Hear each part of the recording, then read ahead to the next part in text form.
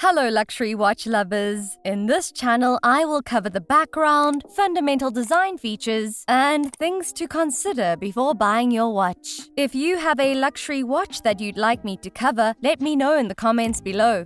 In today's video, I will cover the Habring2 Chrono Felix Panda. The Habring2 Chrono Felix watch follows the precedent set by the other Felix series in terms of design.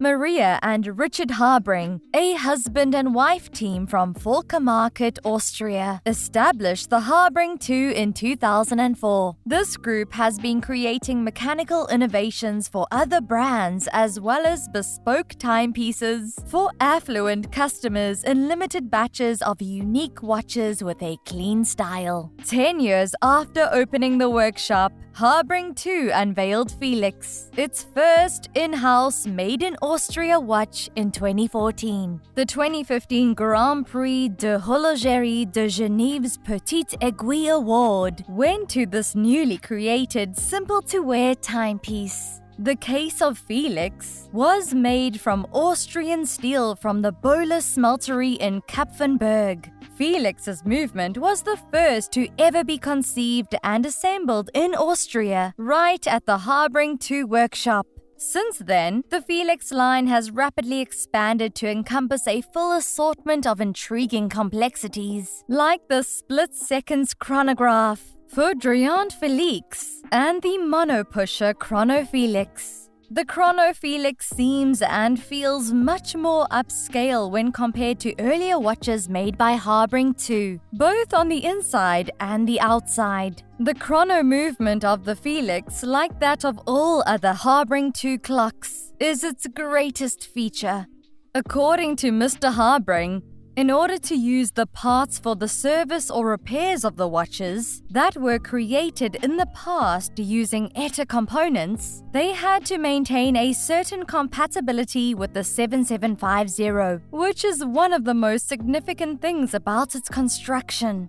A skilled watchmaker, even one who has not received Habring² training, will be able to service the A11C in the future with relative ease thanks to its compatibility with the 7750. But Mr. Habring is aware that using the 7750 as a base will eventually lead to comparisons to the low-cost movement. It's also vital to note that the A11C is still being upgraded as a result of Mr. Habring's never-ending search for engineering advancements. According to Mr. Habring, they are still working on more improvements, such as a more precise blocking lever for the chronograph and a higher quality minute counter wheel. The minute counter wheels that are currently being used are left over from the previous ETA supply, so by the following year they would have all been used.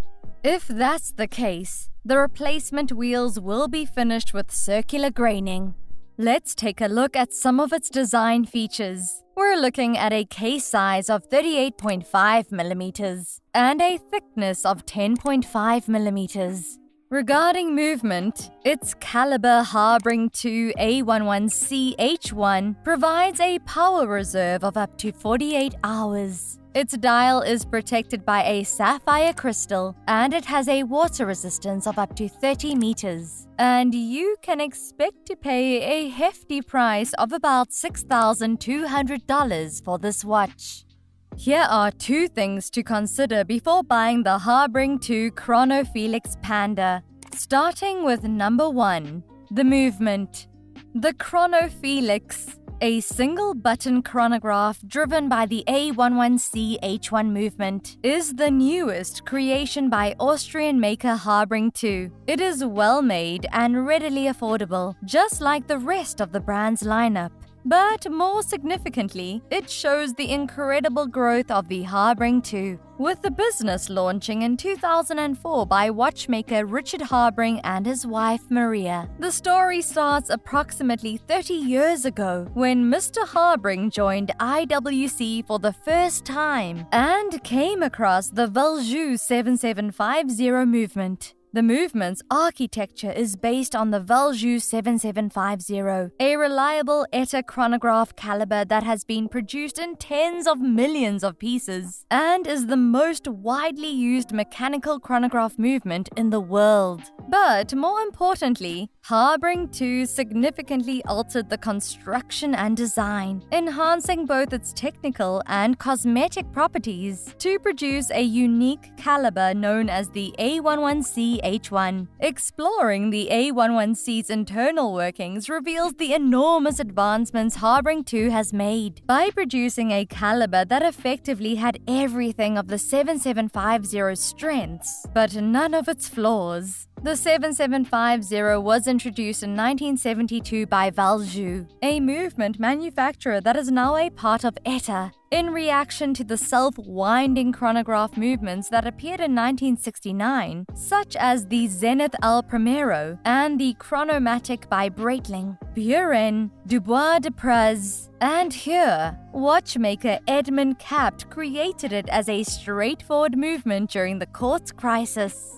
Since the patents on the design have long since expired, tens of millions have been made by Valjoux and other manufacturers. The history of Mr. Habring and the 7750 is extensive and illustrious. He is most known for creating the condensed Ratrapant mechanism, which debuted in 1991 and is mounted on top of the 7750 with numerous IWC split-seconds chronographs. The small flying tourbillon with a titanium cage, which was fitted in the 2 Destrero Scafucia of 1993, the most complex watch IWC had ever produced but still powered by a 7750 movement, was another of his important innovations. Despite all its advantages, the Valjoux 7750 was designed to be inexpensive to produce and assemble. The A11C movement, on the other hand, was designed to be durable but also simple to fix in the long run. The A11C was designed to outperform the 7750 on several fronts throughout the whole manufacturing process. The A11C's initial degree of superiority begins with the construction of the movement's constituent parts, each of which was created to have a longer lifespan and be simpler to maintain and tune. Some of the modifications are plain to see, such as the A11C's use of tangential screw regulator index, rather than the usual etacro. The majority of the additional enhancements are less evident but arguably more significant. The similar components in the A11C are separate, assembled by hand, and fastened with pins, whereas many of the elements in a 7750 are quickly and automatically welded together. As an illustration, consider the chronograph cam in the A11C, which is composed of 2 components joined by a pin, as opposed to the 3 sections welded together in the 7750. The chronograph mechanism can now be adjusted more precisely thanks to this method, which results in a noticeable improvement over a 7750 in terms of how sharp and flexible it feels to the wearer. A brass bushing was added to the chronograph lever's pin, which is a 7750 sits bare, as well as other changes made in the name of durability. Another is the replacement of the bent wire in the 7750's chronograph operational lever with a machine spring. The second level of the A11C's prowess comes after movement construction. Higher quality production procedures are used to create the piece versus a 7750's numerous moving components, which are stamped, tumble polished, and as a result have a distinctive semi-shiny wavy surface. This is especially noticeable in the lever of the chronograph mechanism. In contrast, the A11C's moving components are made using a process called laser microcutting, which is effective when a CNC machine uses a laser to carve out tiny pieces. As a result, items have higher levels of precision and seem cleaner and more beautiful on the surface. Similar to this, The bigger machined parts, like the base plate and bridges, are produced to finer tolerances, giving them smoother surfaces and edges. The movement has a nice color scheme thanks to the liberal use of blued steel screws, a blued steel chronograph cam, and various gilded parts. Even for a seasoned observer, the caliber's nice aesthetics are startling given where it came from and how much it cost.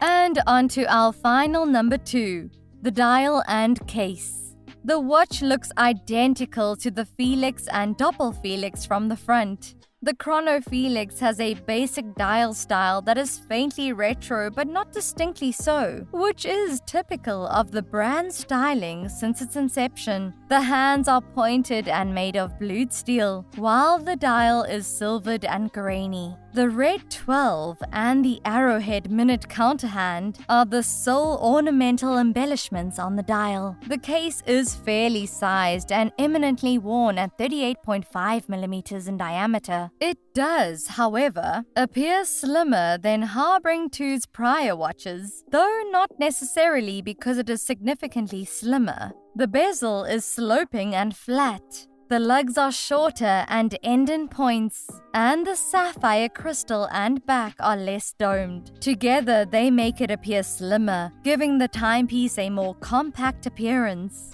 In line with Habring²'s concept, which emphasizes the engineering, mechanics, and inherent quality of the watch, the understated dial and case contrast sharply with the impressively constructed movement. And this wraps up my review of the Habring² Chrono Felix Panda. Thank you for watching this video. Nothing helps my channel more than you watching until the very end. These videos do take a long time to make, but are a labor of love. If you enjoyed this type of content, let me know in the comments. And remember, time is your greatest asset.